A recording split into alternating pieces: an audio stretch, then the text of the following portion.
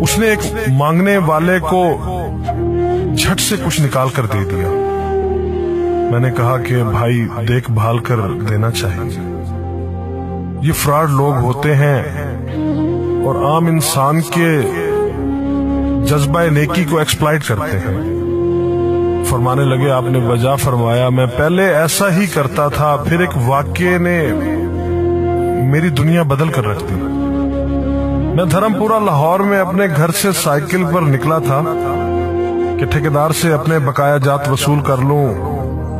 میں اسٹیل مل فکسر تھا اور ایک کوٹھی کے لینٹر کے پیسے باقی تھے، مگر ٹھیکیدار آج کل پر ٹرخا رہا تھا۔ میں سائیکل پر جا رہا تھا کہ ایک شخص اپنا بچہ فٹ پاتھ کے کنارے لٹائے ہسپتال پہنچانے کے لیے ٹیکسی کا کرایہ مانگتا پھر رہا تھا۔ وہ کبھی کسی پیدل کا بازو پکڑ کر ہاتھ جوڑ دیتا، میرا بچہ بچا لے، مجھے ٹیکسی کا کرایہ دے دے۔ تو کبھی موٹر سائیکل والے کو ہاتھ دے کر روکتا، کبھی کسی کار والے کے پیچھے بھاگتا کہ وہ کار میں اس کے بچے کو ہسپتال پہنچا دے۔ کوئی رکتا تو کوئی نہ رکتا، جو رکتا وہ بھی اسے گھور کر دیکھتا اور آپ والی سوچ کر اسے ڈانٹتا، کام کر کے کھانے کی نصیحت کرتا اور آگے نکل جاتا۔ میں جو سائیکل سائیڈ پر روک کے ایک پاؤں زمین پر ٹیکے اس کا تماشا دیکھ رہا تھا، اچانک اس کی نظر مجھ پر بھی پڑی۔ اس نے میری سائیکل کا ہینڈل پکڑ لیا۔ بھائی جان خدا کے لیے میرے بچے کی زندگی بچا لیں، اس کو سخت بخار ہے، آپ نیچے اتر کر اس کو دیکھ تو لیں، آپ کو یقین آ جائے گا۔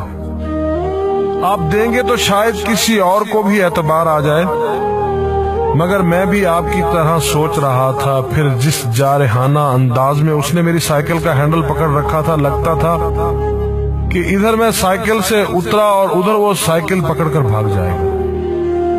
میں نے بھی اسے کام کر کے کھانے کی تلقین کی اور پچھلے جمعے میں سنی ہوئی حدیث اس کو بھی سنا دی۔ کما کر کھانے والا اللہ کا دوست ہوتا ہے، اور اپنا ہینڈل چھڑا کر بڑبڑاتا ہوا آگے چل پڑا۔ حرام خور ہمیں بے وقوف سمجھتے ہیں۔ 2-3 گھنٹے کے بعد جب میں بقایا جات وصول کر کے واپس آیا تو وہ ابھی اسی جگہ کھڑا مانگ رہا تھا۔ بچے کو اب وہ سڑک کے پاس لے آیا تھا اور اس کے چہرے سے کپڑا بھی اٹھا رکھا تھا، وہ دھاڑے مار مار کر رو رہا تھا۔ اب وہ بچے کے کفن دفن کے لیے مانگ رہا تھا۔ میں نے سائیکل کو روک کر پاؤں سے نیچے ٹیکا اور میت کے چہرے کی طرف دیکھا۔ پھول کی طرح معصوم بچہ زندگی کی بازی ہار گیا تھا۔ میرے رونگٹے کھڑے ہو گئے۔ میں نے جیب میں جو کچھ تھا بقایا جات سمیت سب بغیر گنے نکال کر باہر پھینکا، اور اس سے پہلے کہ اس کا باپ میری طرف متوجہ ہو، سائیکل اس تیزی سے چلا کر بھاگا گویا سارے لاہور کی بلائیں میرے پیچھے لگ گئی ہوں۔ میں گھر پہنچا تو میرا برا حال تھا۔ تھوڑی دیر بعد مجھے بخار نے آ گھیرا۔ بخار بھی کچھ ایسا تھا گویا میرے سارے گناہوں کا کفارہ اسی بخار سے ہونا تھا۔ گھر والے مجھے ہسپتال کے لیے لے کر نکلتے اور میں چارپائی سے چھلانگ لگا دیتا۔ مجھے ہسپتال نہیں جانا تھا، میں اسی بچے کی طرح ایڑیاں رگڑ رگڑ کر مرنا چاہتا تھا۔ 2-3 دن کے بعد بخار کو تو آرام آ گیا، مگر میں ذہنی مریض بن گیا۔ مجھے لگتا گویا میرا اپنا اکلوتا بیٹا جو 3ری کلاس میں پڑھتا تھا وہ اس بچے کے کفارے میں مر جائے گا۔ میں نے بچے کا اسکول جانا بند کر دیا۔ بیوی کے بار بار اصرار کے باوجود میں بچے کو اسکول تو کیا دروازہ کھولنے بھی نہیں جانے دیتا تھا۔ 40 دن گزر گئے تھے اور بچے کا نام اسکول سے کٹ گیا تھا۔ وائف نے اپنے بھائی سے بات کی جو دبئی کی کمپنی میں کیشیئر تھا۔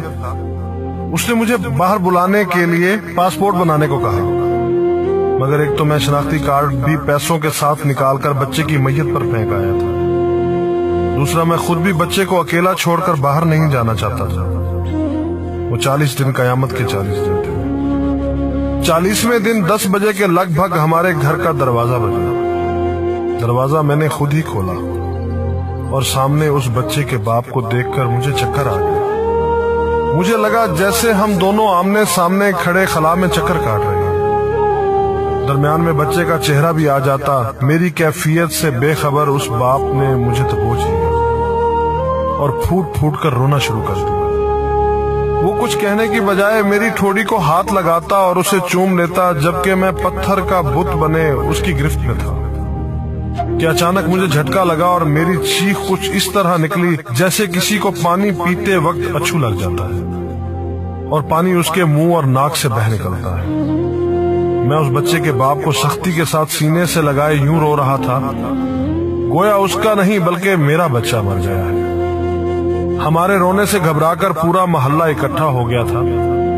آہستہ آہستہ 40 دنوں کا غبار نکلا۔ اس کو میں گھر میں لے کر آیا۔ محلے والے بھی آ گئے تھے جنہوں نے اس آدمی سے بہت افسوس کیا۔ کچھ دیر بعد اس نے اپنی جیب سے میرا شناختی کارڈ نکالا اور مجھے واپس کیا، پھر جیب میں ہاتھ ڈال کر کچھ پیسے نکالے اور میرا شکریہ ادا کر کے کہنے لگا کہ آپ کے پیسے بڑے برکت والے تھے۔